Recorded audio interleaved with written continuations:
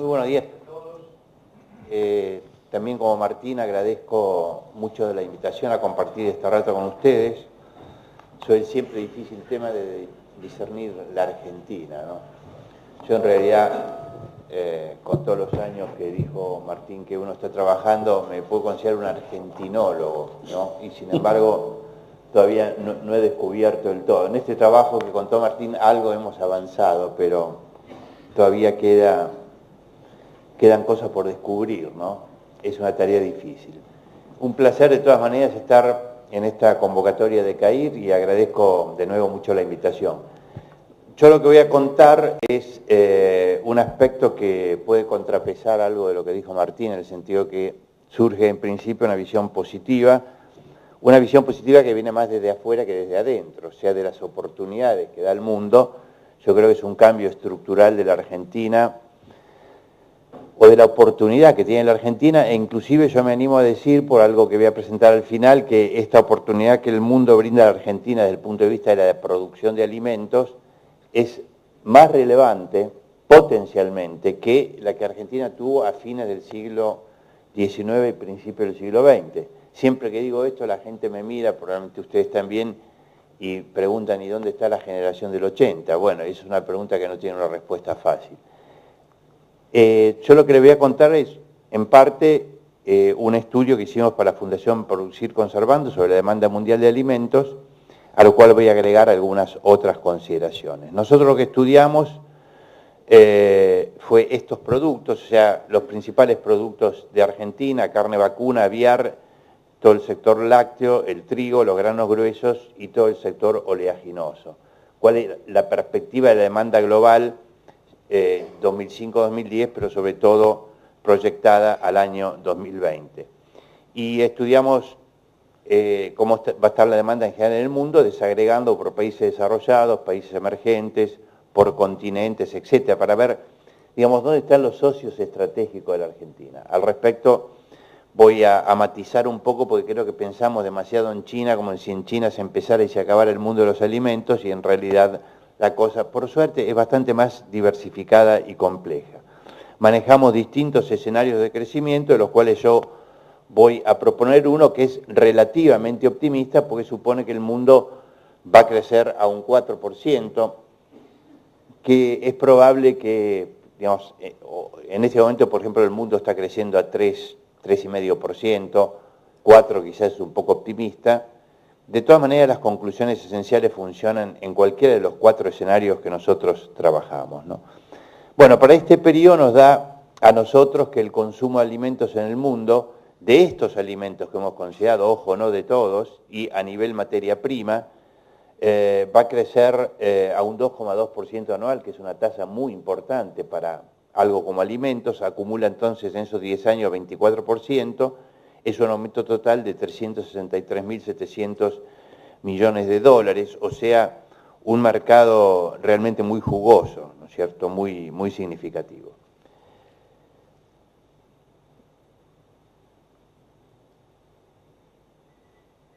Estoy buscando el mouse, que ahora lo encontré. Lo que yo más destaco es la participación de los países emergentes como socios estratégicos en Argentina. Ahí tenemos en los distintos rubros cuánto participa los países emergentes en el aumento del consumo en este periodo. Por ejemplo, en carne vacuna el 78%, carne aviar 82%, leche 89%, leche en polvo 95%. O sea, los países emergentes en general en el aumento de la demanda van a aportar entre el 75% y a más del 90% del aumento de la demanda. Está claro que esos son nuestros clientes estratégicos. Ahí tenemos el complejo oleaginoso, 82, 83%, 80% del aumento de la demanda viene de los países emergentes. O sea que en promedio nos da un 81,3%, sin China y la India se cae a 53%. O sea, China y la India de los 81 puntos aportan 30, más o menos redondeando, ¿no es cierto? El resto son otros países emergentes. Ahora, como China y la India producen bastantes alimentos, cuando nosotros vamos a las importaciones, vamos a ver que en general, en casi todos los rubros, el aumento de las importaciones, que es lo que más nos interesa a nosotros, o sea, qué oportunidad va a haber de vender al mundo, aún sin China y la India, los países emergentes aportan, por ejemplo, en la carne aviar el 70%. 70% el aumento del consumo de carne aviar, que todos sabemos es lo mismo que decir aumento del consumo de maíz y soja, porque con eso se fabrica la carne aviar. 70% va a venir de países emergentes que no son ni China ni la India. En los lácteos está en el orden del 80%, en trigo 71%. En el complejo oleaginoso, ahí sí es donde la incidencia de China es bastante marcada. No obstante, esa realidad, Argentina tiene una posibilidad diferencial que enseguida vamos a mencionar. Hay un estudio de McKinsey que es realmente impresionante, a mí me parece casi increíble, pero como lo hicieron 2 veces, separadas por 6 años, en 2006 y 2012, uno tiende a creerle. Lo que dice el estudio de McKinsey es que el consumo de alimentos en China, en el mismo periodo que estudiamos nosotros, va a crecer a una tasa del 7.3% anual, que es una tasa demencial, casi podríamos decir, tratándose de alimentos. Lo que pasa es que el proceso de incorporación de personas del campo a la ciudad, que inicialmente son de ingresos bajos y se transforman en clases medias, es tremendamente acelerado en China. Ya se calcula que hay más o menos 300 millones de personas de clase media en China, cuando hace 20 años serían 30 millones, o sea que se ha multiplicado por 10 a una velocidad tremenda. Estos alimentos que hablamos acá del estudio de McKinsey no son los mismos que estudiamos nosotros, porque estos son todos los alimentos, incluso los que se consumen en los restaurantes, en los bares, etcétera, y con distintos grados de elaboración. El aumento ese es 442 mil millones de dólares, pero esto nos da una señal muy importante, porque acá hay mucho valor agregado.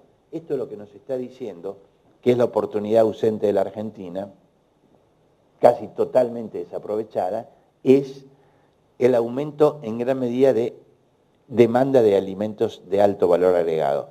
Cuando yo era niño, una de las conversaciones que se daba, y joven también, ustedes por ahí también, alguno de los presentes ha tenido algo parecido, era, mirá el día que logremos venderle 1 kilo de dulce de leche a cada uno de los chinos. Era una típica conversación. Bueno, el momento llegó, increíblemente el momento llegó. Ahora, por ahora no le vendemos ni 1 solo kilo de dulce de leche.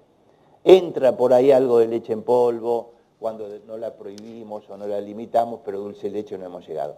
Pongo el dulce de leche como símbolo de vender productos de valor agregado.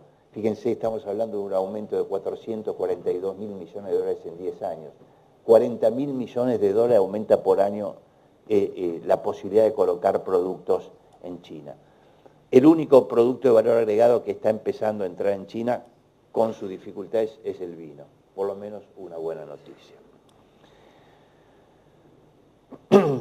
Este estudio no es muy excesivamente optimista porque, perdón, el consumo por habitante que nosotros hemos supuesto para China aumenta en el periodo, pero igual va a estar al final del periodo todavía muy lejos de los países desarrollados. Tomemos carne, que incluye carne vacuna, carne porcina, carne aviar. Año 2010, 54 kilos en China, sobre todo cerdo, es el plato nacional chino, 87 kilos en los países desarrollados. Año 2020, 65 a 94, o sea que la relación todavía va a ser muy inferior. No es que estemos suponiendo alegremente que China en el 2020 va a comer lo mismo que desarrollados. En realidad nunca va a comer lo mismo que los desarrollados, porque los países asiáticos tienen otra cultura alimentaria, otro consumo de calorías. Aún la FAO, cuando pronostica consumo de calorías para el año 2040-2050, países desarrollados, 3.200 calorías, pero países asiáticos, que ya van a estar todos desarrollados, 2.700-2.800. Es una cultura distinta, no hay una cuestión de obesidad, valga la aclaración. No esperemos que van a llegar a consumir la misma cantidad de calorías que nosotros. Y acá está lo que yo les decía de la diferencia argentina respecto del mercado chino, que influye realmente mucho en los oleaginosos. La participación de China en las importaciones de los oleaginosos en semillas va a ser 52% en el año 2020, pero en aceite solamente el 16%. O sea, China tiene la política de proteger la industria aceitera, está tratando de desarrollarla, entonces trata de comprar mucho más semillas que aceites. Ahora, en contraste con el 81% de las importaciones chinas de complejos oleaginógenos que van a ser semillas, la Argentina actualmente solo el 26% de sus exportaciones son semillas y en el año 2020 va a ser un 20%. O sea, Argentina, a diferencia de Brasil, se ha especializado en producir, digamos, los bienes producto del crushing de las semillas oleaginosas y no las semillas mismas. O sea que la chino-dependencia, por decirlo de alguna manera, de Argentina es claramente menor que la de Brasil. Y después está la cuestión de la autosuficiencia alimentaria. Esto se llama pensar en el largo plazo. Este es un trabajo de la Academia China de Ciencias que ve qué va a pasar con la autosuficiencia alimentaria de China hasta el año 2050. Los países que han pasado grandes hambrunas, entre los cuales se cuenta China, tienen esta preocupación, no creen tanto en el mercado, en que van a ir a poder a comprar al mercado internacional, entonces piensan mucho en el autoabastecimiento.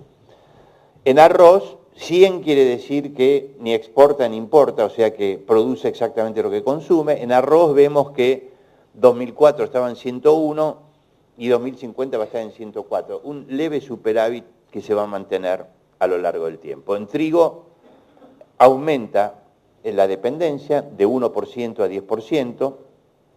En maíz es el caso más claro, es la gran oportunidad que al ritmo que vamos no vamos a aprovechar de ninguna manera, porque de un 7% de superávit ellos van a pasar a un 29% de déficit. Con un mercado que a su vez va creciendo, o sea que ese 71% es una cantidad mucho mayor de lo que era en el año 2004, porque el mercado va aumentando. En soja ya son muy dependientes, se autoabastece solamente un 49% y aún así va a aumentar un poco más la dependencia, el 38%. En aceites también. Carne vacuna, una ventana de oportunidad. Se imaginan que ni siquiera cumplimos la cuota Hilton, impensable poder ir a exportar de carne a los chinos. Sin embargo, es un mercado, carne vacuna, que se ha empezado a desarrollar. Carne aviar no, carne aviar ellos tienen tendencia al autoabastecimiento, lo mismo en carne porcina y en pescado. Las fábricas de pescado, permítame la expresión, que hay en China es algo absolutamente colosal, se ve perfectamente en el Google Earth porque ocupan kilómetros, cientos de kilómetros de costas en China. Bueno, afortunadamente lo que comen los pescaditos criados en esas grandes acuiculturas son básicamente granos, o en un gran componente de granos, ¿no? Y en los lácteos también se abre una oportunidad. En síntesis, Argentina en trigo, en maíz, en carne vacuna, en lácteos, además de los oleaginosos, tiene grandes oportunidades abiertas según esta perspectiva del escaso autoabastecimiento de China, oportunidades abiertas que difícilmente aprovechemos si seguimos así.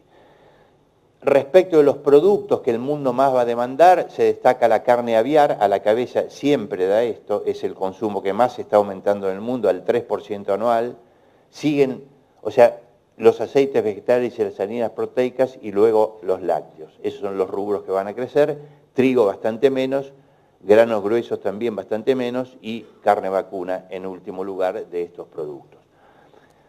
Esto nos da algunas señales, por ejemplo, la siguiente. La política agroalimentaria argentina en este momento lleva a la sojización, dado que desalienta fuertemente cultivos alternativos como el maíz, digamos, por ejemplo. Y si esta política no cambia, el problema se va a agravar, porque la demanda mundial va a empujar en la misma dirección. O sea, lo que más va a crecer en la demanda global va a ser la demanda de soja. Entonces, acá podemos estar hablando de un tema que ustedes después cuando vayan a mostrar campos van a ir viendo, espero que no, pero si seguimos así van a ir viendo que va a ser un deterioro de las condiciones de nutrientes y demás, porque, digamos, todos sabemos, hasta los que ignoramos el tema, pero hemos escuchado hablar que estos cultivos necesitan una determinada rotación que actualmente se está dando en medida mucho menor a la conveniente y necesaria. En conclusión, ¿qué podemos decir nosotros de las perspectivas de la demanda mundial de alimentos para este mediano plazo que se extiende hasta el 2020? En primer lugar, que el tamaño del mercado va a seguir creciendo. Hay quienes decían, no, esto era un ciclo, pero bueno, los que pensamos lo contrario llevamos más o menos 12 o 13 años de ventaja porque ya esto viene dándose a lo largo de todo el siglo XX.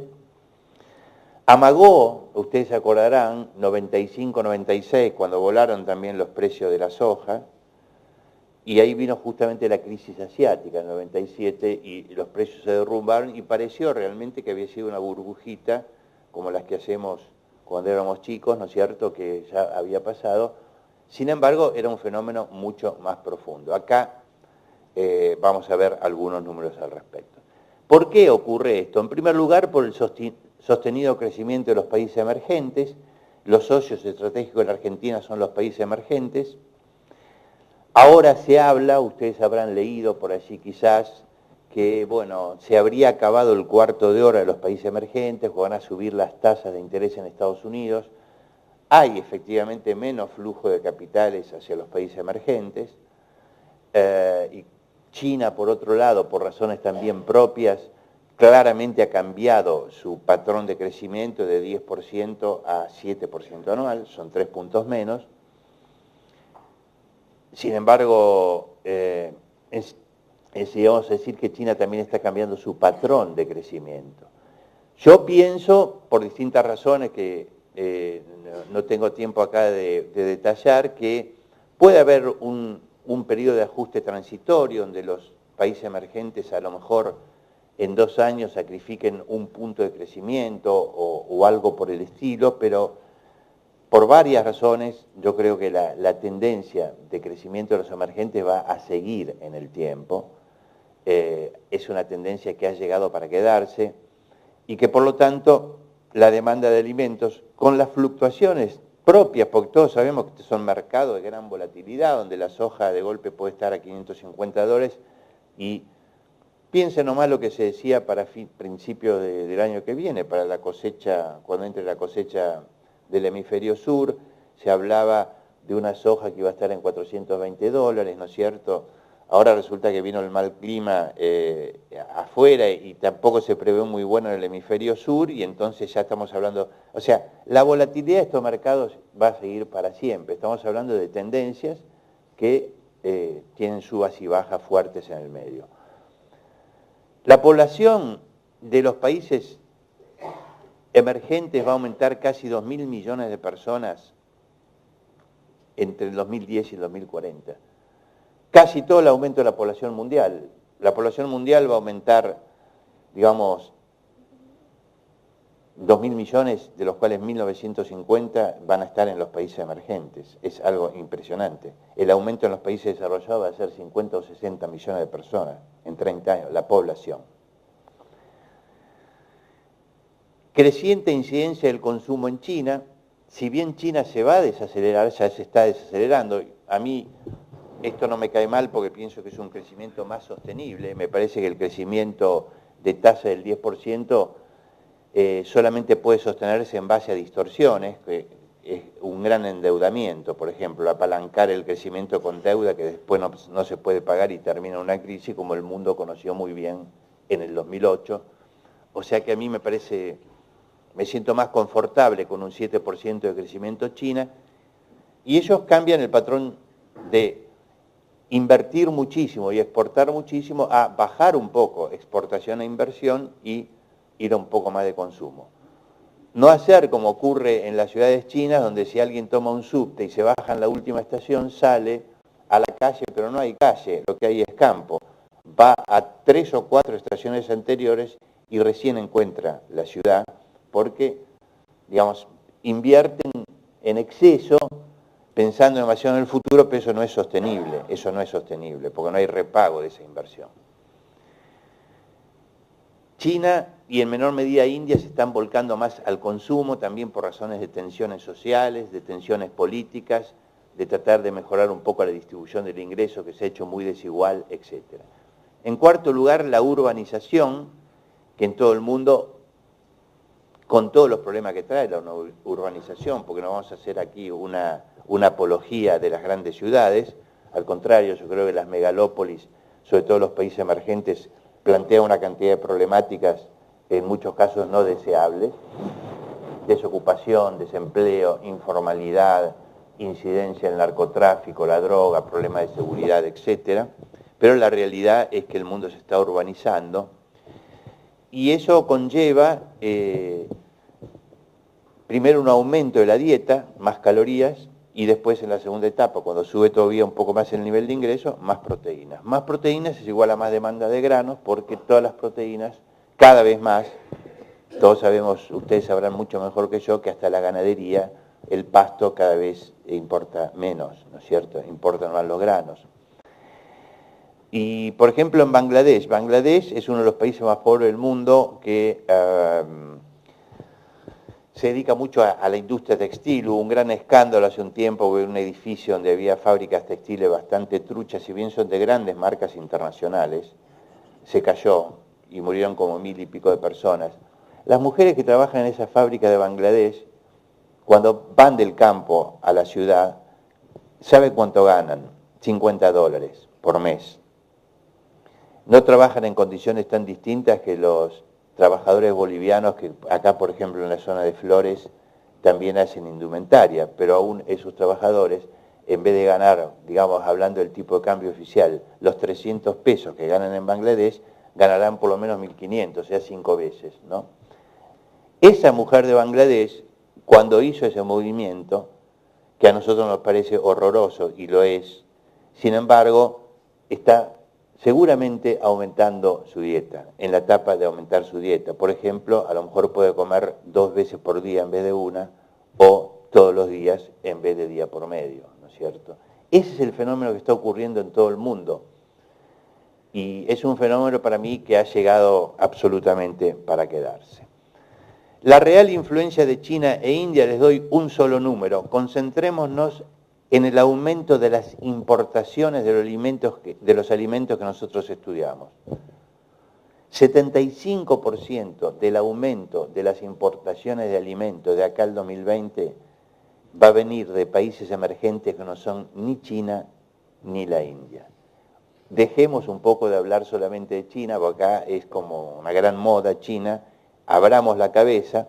En realidad nuestra Cancillería debería tener 100 jóvenes de los mejores del Instituto de Servicio Exterior, 10 de los cuales aprendiendo el idioma de Malasia, el de Tailandia, el de Indonesia, el de Bangladesh, el de Pakistán, los idiomas de los países de África, etc. Tenemos que abrirnos la cabeza y pensar en una dimensión mucho más global que China o la India.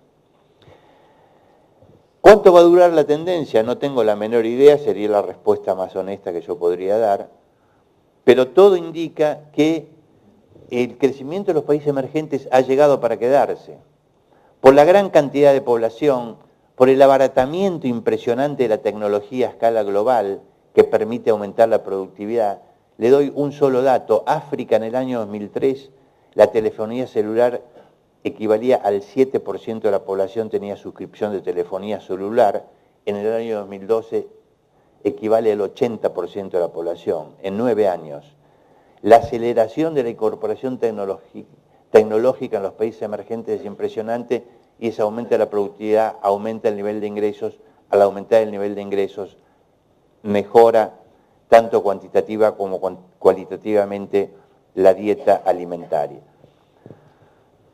Por eso yo creo que esta tendencia tranquilamente puede durar hasta el 2025, o sea, entre 10, 15 años más, lo cual no quiere decir que a partir de ahí se va a caer, sino los fenómenos económicos y también muchos fenómenos físicos tienen una tendencia a converger, a estabilizarse, a tener al principio tasas de crecimiento muy elevadas que después se desaceleran. De todas maneras, cuando lleguemos al año, digamos, 2030, nos va a quedar un mercado cuantitativamente mucho mayor que el de ahora. Lo que no esperaremos es que siga creciendo para siempre. Si la tendencia es vulnerable o no, sí, Por supuesto que es vulnerable, todo en la vida es vulnerable, las crisis económicas van a seguir existiendo siempre, nos van a acompañar. Puntualizo simplemente que entre 2007 y 2010, mientras la economía global caía o crecía muy poco, el consumo de alimentos en los países emergentes siguió aumentando. O sea, lo cual nos está marcando que es una tendencia bastante profunda. Lo cual no quiere decir que sea invulnerable a las crisis. Digo, es una tendencia resiliente, resistente. En materia de precios no les prometo absolutamente nada. Esto no significa que la soja va a estar siempre a $510, porque los precios dependen enormemente de dos factores que nunca he visto predicciones correctas al respecto. Primero, de los precios nunca vi. O sea, cuando alguien va a proyectar la soja del año 2020, agarra el precio de ahora, 500, le pone más o menos 15%, dibuja una curva que sube y baja y termina en el 2020, en vez de 510, a 495 o a 520. Esas son siempre las proyecciones de precios. Lo que nadie acierta son ni los picos ni los valles, eso no lo acierta nadie. Porque está el clima y está el cambio tecnológico. Y entonces esos dos factores me impiden decir algo serio en la materia. Da toda la impresión, sin embargo, que mientras se mantengan las condiciones de demanda que estoy describiendo, es muy difícil que los precios se retrotraigan a los niveles que conocimos en el punto de partida del siglo XXI.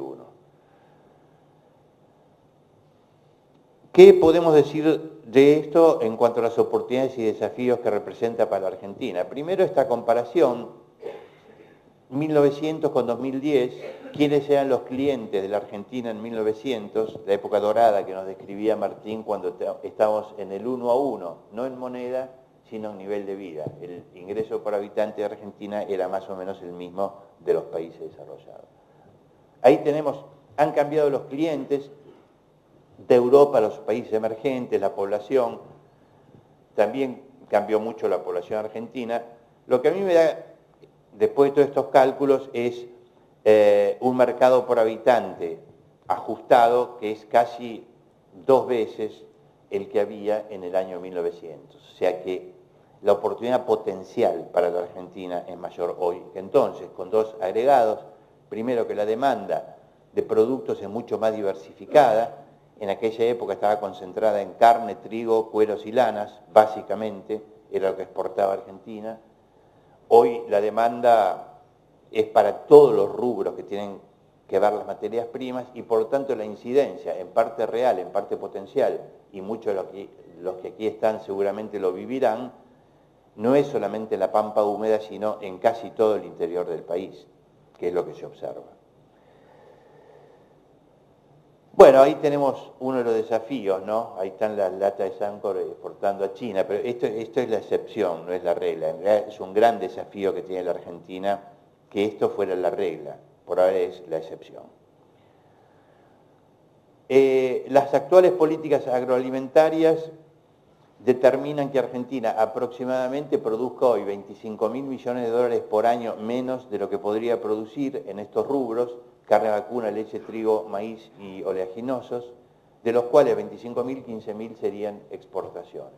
Evidentemente no tendríamos ni cepo cambiario, ni, pienso que no lo tendríamos, en todo caso las causas que llevaron a la escasez de divisas que llevó a tomar esa decisión no existiría. Problemas habría, pero serían otros, no estos. Entonces vienen las alternativas de qué debería y podría ser la Argentina o qué va a ser la Argentina. La que predomina es más o menos seguir como hasta ahora, ¿no? Mantener las restricciones cuantitativas, el proteccionismo discrecional, que como dijo Martín está volviendo y ha sido uno de los factores de atraso de la Argentina y por eso preocupa, porque esa estabilidad que habíamos logrado, dejar de decaer respecto de otros países, ahora peligra. En este caso vamos a seguir con un desarrollo muy lento de industrias procesadoras de granos, vamos a seguir con dificultades para aumentar de manera sostenida la producción, cuyo potencial es en orden de 150 millones de toneladas y no logramos pasar de 100, es cierto que no ha ayudado el clima, hemos tenido 3 malas campañas de 5, lo cual no es habitual, una muy mala, otra entre mala y regular, la otra regular, o sea, eso evidentemente no ha ayudado y hay que reconocerlo, pero ponemos muchas restricciones que es un factor determinante.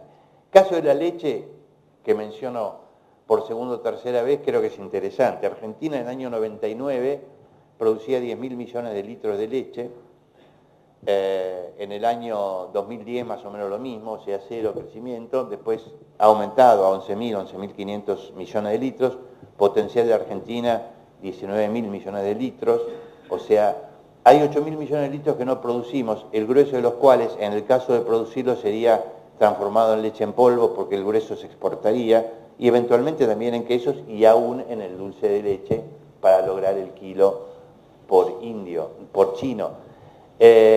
Bueno, eso no está, eso no se hace. Ahora, como está acá abajo, nadie lo ve, ¿quién reclama por eso?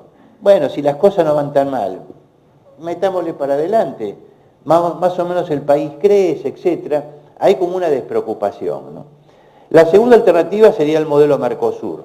Estamos en tal situación que ahora imitar al Mercosur ya sería un logro importante en materia de políticas agroalimentarias. Eliminar gradualmente las retenciones, cambiándola, por ejemplo, tomando la cuenta como pago de impuesto a las ganancias, sería una manera interesante.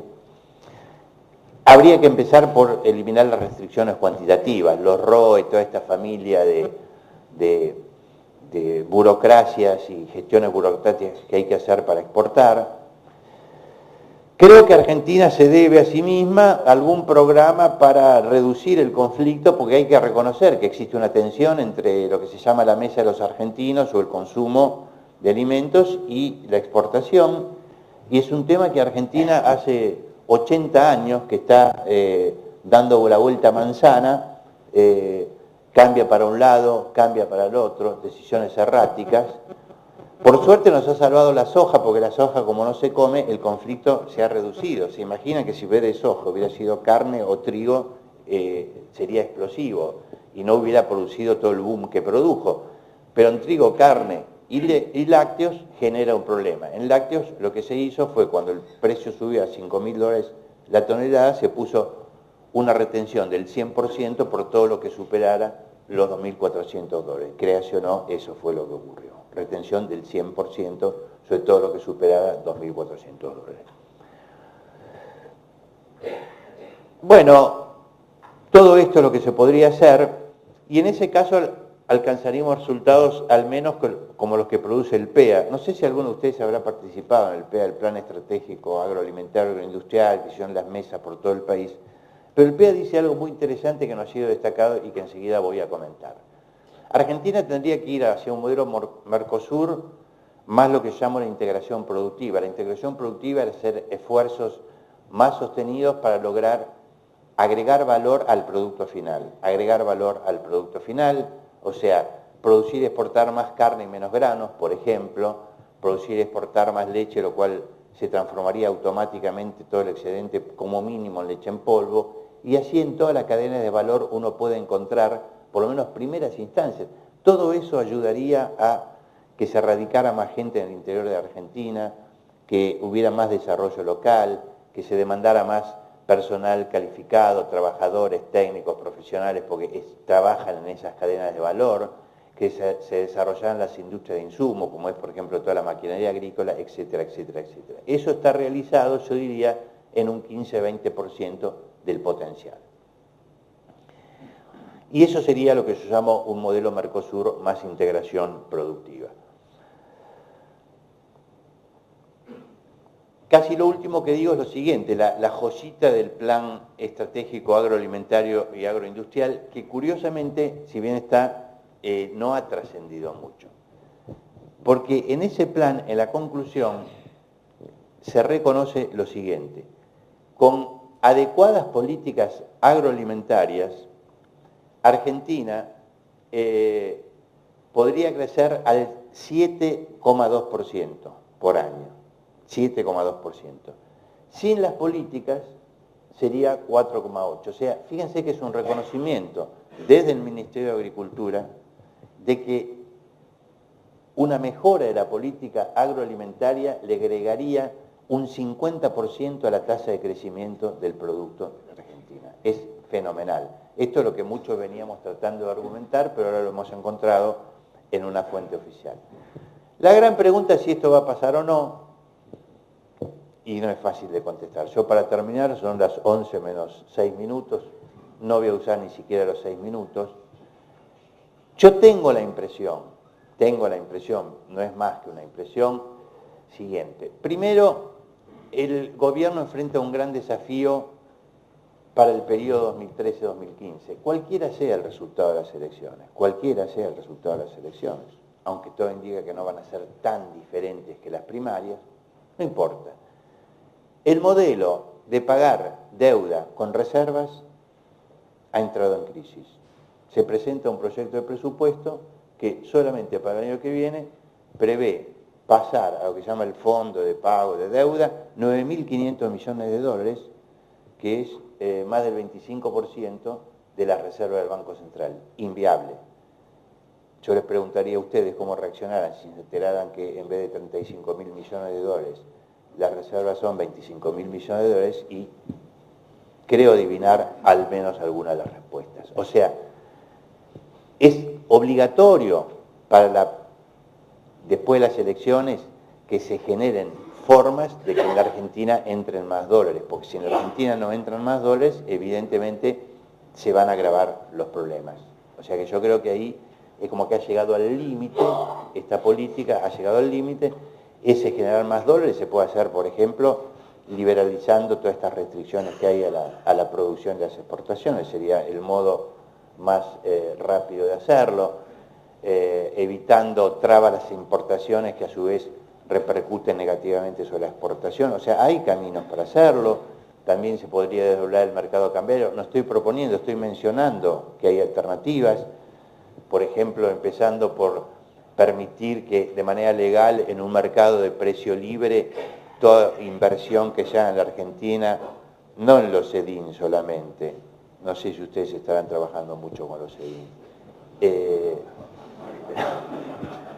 cualquier inversión que se hiciera en la Argentina pudiera cursarse por un mercado de cambio de precio libre, por ejemplo, y que eso fuera legal, o que el turista extranjero que viene a la Argentina pudiera vender legalmente, no que tenga que ir a una cueva y arriesgarse a que por ahí alguien equivocadamente lo detenga, sino que pudiera, es decir, empezar a generar un clima de un mercado que con condiciones adecuadas podría bajar un poco respecto del precio de lo que es el dólar blue, y entonces gradualmente después empezar a autorizar también operaciones de compra en ese mismo mercado, por ejemplo para el turismo, ¿no? En fin, se ponen muchas cosas que aún dentro de los supuestos generales de la actual política económica yo creo que mejorarían el escenario, pero algo va a haber que hacer para, digamos, superar este problema de la merma incesante de reserva del Banco Central frente a tremendos pagos, que encima lo agravo porque como hago una cifra del Producto Bruto de crecimiento que son dudosas, me estoy autoobligando a tener que pagar a fines del año que viene el famoso cupón del PIB, que pueden ser alrededor de 4.000 y pico de millones de dólares. 4.000 y pico de millones de dólares, fíjense que es más del 10% de la reserva del Banco Central. Para el 2015, y ahí termino, yo pienso lo siguiente. Si uno ve los candidatos de cualquier partido que se ven hoy, y es difícil que aparezca nuevo, muy difícil que aparezca un nuevo candidato 2 años antes de las elecciones presidenciales, yo creo que cualquiera de esos candidatos no piensa tan distinto al respecto, y que yo creo que más buscarían parecerse a alguno de los miembros de lo que llamo el vecindario latinoamericano sensato, ¿no? A alguno le gustará más Chile, otro le gustará más Brasil, otro le gustará más Uruguay, Perú, Colombia, México. Yo con cualquiera de esos me conformaría, y si es todo eso sumado y dividido 6, da lo mismo, porque en el fondo significa volver a un mínimo de racionalidad económica, entender que la inflación nos ha llevado al desastre, entender que el proteccionismo excesivo nos ha llevado al desastre, y empezar a cambiar eso. No es como descubrir la pólvora, sinceramente casi da vergüenza decirlo porque es algo como muy elemental, ¿no? y se practica en todos estos países que yo acabo de mencionar. A mí me parece que cualquier candidato presidencial, en medio de enormes dificultades, porque va a ser una tarea compleja, difícil, que va a requerir el apoyo no solamente del partido gobernante, cualquiera sea, sino de una coalición de partidos, etcétera, va a optar por esta dirección. No hay que esperar cambios de 180 grados, porque no se van a dar, van a ser cambios graduales, no van a ser de golpe, pero creo que tenemos chances de que el cambio se empiece a producir en la buena dirección. Nos vemos en 2015 para chequear si me equivoqué mucho. Muchas gracias.